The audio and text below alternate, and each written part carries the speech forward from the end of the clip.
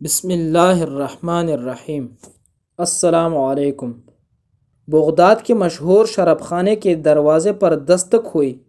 شراب خانے کے مالک نے نشے میں دودھ ننگے پاؤں لڑکھڑاتے ہوئے دروازہ کھولا تو اس کے سامنے سادہ لباس میں ایک پروقار شخص کھڑا تھا۔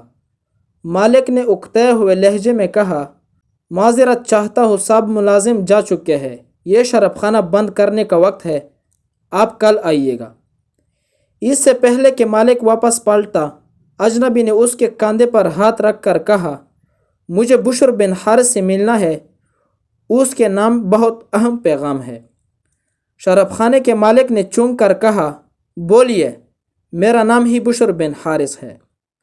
اجنبی نے بڑی حیرت سے سار سے لے کر پاؤں تک سامنے لڑکھڑاتے ہوئے شخص کو دیکھا اور بولا، کیا آپ ہی بشر بن حارث ہے؟ مالک نے اکتائے ہوئے لہجے میں کہا، کیوں، کوئی شک؟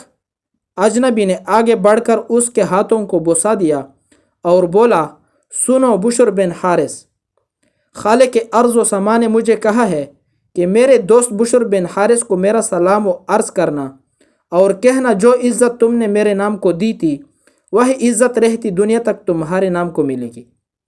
اتنا سننا تھا کہ بشر بن حارث کی نگاہوں میں وہ منظر گم گیا جب ایک دن حسب معمول وہ نشے میں دودھ چلا جا رہا تھا کہ اس کی نظر گندگی کے ڈھیر پر پڑے ایک کاغذ پر پڑی جس پر اسم اللہ لکھا تھا۔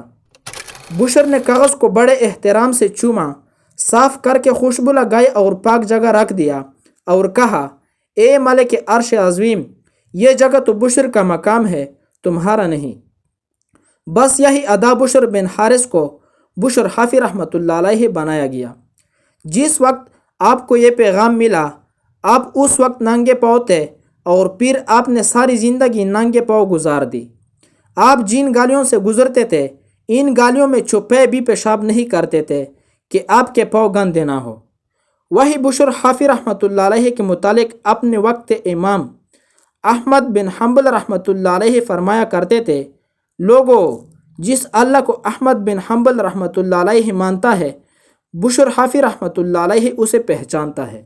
کوشش کرے کہ کہیں اخبار یا کاغذ کے کسی ٹکڑے پر اللہ پاک یا نبی صلی اللہ علیہ وسلم یا مقدس ہستیوں کا نام نظر آئے تو اسے کسی پاک جگہ پر رکھ دیا کرے۔